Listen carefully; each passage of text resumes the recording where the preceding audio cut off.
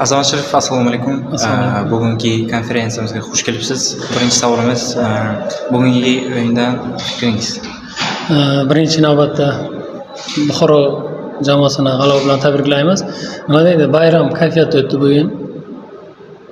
Ikkita komanda ham Buxoroni komandasi.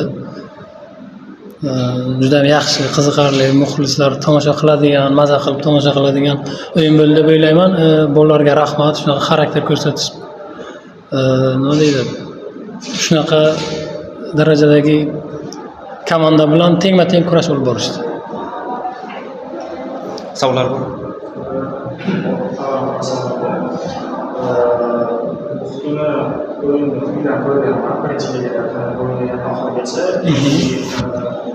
Jamoa kapitani Sayinjon Ashurov bu yil zaxirada qolishlari nima sabab va o'yindan qanaqa baholaysiz? Endi to'g'ri, o'tgan yil biz birinchi ligada ishtirok etdik va ikkinchi o'rinni qo'lga kiritdik. Bilasizmi, birinchi liga bilan Pro ligani saviyasi demagan bo'lardim. O'yin atmosferasi bu boshqacharoq. Birinchi ligada qayerdadir sizga to'pni qabul qilishga berishsa, Pro ligada bu narsa juda ham qiyin. Xudo xolasa bu narsaga kirishib ketadi. Bizga haqiqatan shunaqa o'yinchi, top o'yinchilar kerak. Oxirgi nuqtani qo'yadigan. Bu nima deydi? Bu ishlash jarayonida biz u bilan ishlayapmiz, individual ishlayapmiz. Shu bizning ham maqsadimiz asosiy sostavga olib chiqib, komandaga maksimal yordam berishi.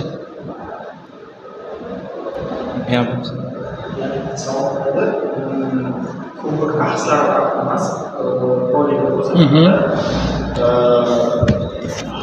yaqinda tanaffus qiladi, Olimada ham hozir shu kubok o'yinlariga tanaffus qiladi. Bu qanaqadir seleksiya ishlari olib boradimi? Hujum, o'zlashishda qanaqadir o'yinchilar bormi? Xudo xolasa albatta bu tanaffus bizga ham juda ham qo'l keldi. Nimaiki, bir o'yin ichida 7 ta tur o'tkazib oldik bizaga shunaqa rivojlanishimiz uchun kubok bahslari juda ham zarur edi.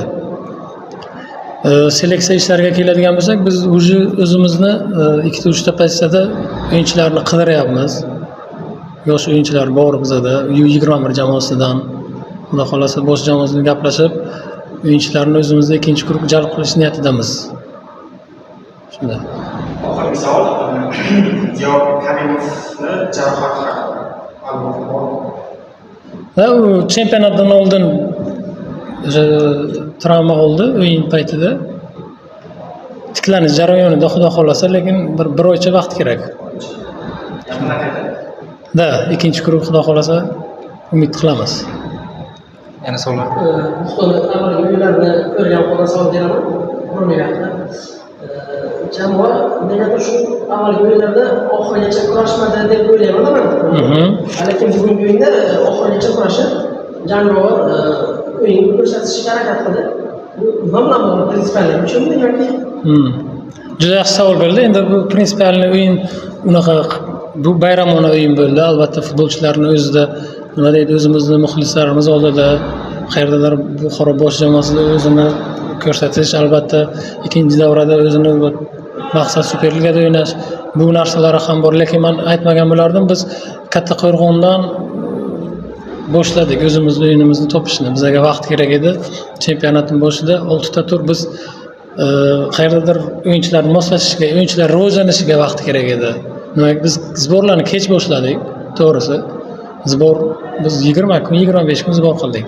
Даже o'sha ham seleksiyaga bizga vaqt qolgani yo'q. Biz bolalarni oldikda bizga vaqt yo'q edi. Komandani shakllanishiga, bolalarning rivojlanishiga, qayerdadir ularni o'zini ustida ishlashga bizga vaqt yetishmadi. O'sha vaqt 6 tur davomida bo'ldi.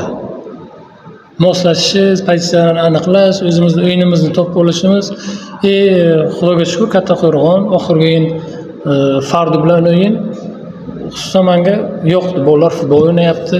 O'zi futbol tushunchasini anglagan holda yaxshi futbol o'ynayapti.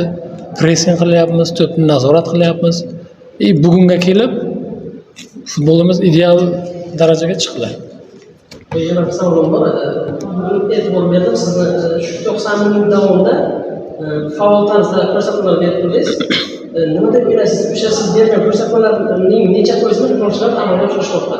Asosan murabbiylar to'psiz bo'lgan holatda ko'rsatma berishadi. To'p bilan bo'lmagan o'yinchiga, nimaga to'p bilan bo'lgan o'yinchiga ortiqcha gapirib bo'lmaydi. U o'zi fikrlashi kerak, o'zi qaror qabul qilishi kerak. Lekin to'psiz o'yinchiga siz ko'rsatma bersangiz, uni bajarish oson. Biz asosan to'psiz bo'lgan futbolchilarga ko'rsatma beramiz. Bu narsani bajarish qiyin emas. Shunday. Oxirgi savolim, bilamizki jamoa Pro Ligada juda ham ko'p o'tkazib yuradi. Eng ko'p o'tkazilgan jamoa sifatida. Lekin bugungi o'yinni ko'rgan holda aytish mumkinki, darvozabon dahshatli tarzda seplashdi. Demakki, bu darvozabonning aybi kamroq, himoyachilarning aybi ko'proq qo'ysak bo'ladimi? Shunday, nimagaki, bu juda ham yaxshi savol bo'ldi. Biz ko'p gol o'tkazgan bo'lsak ham, Katta Qo'rg'on bilan 1-0 bo'ldi, например, Fardu bilan 1-1 bo'ldi. Oxirgi 3 ta turni olyapmiz. Buxoro bilan 2-1. 3 ta o'yinda bor yo'q 4 ta gol o'tkazdik. Biz himoya chizig'ini tartibga keltira oldik. Bizda muammo shu edi. Biz shuncha tur davomida harakat qildik. Kimnidir bu yoqda pozitsiyalarni to'plash, o'yinchilarni qo'yish. Biz shuning ustida ishlab, himoya chizig'ini yo'lga qo'yib oldik. Xudo xolasa, keyingi bosqich yarim himoya, hujum chizig'i shularning ustida ishlayapmiz.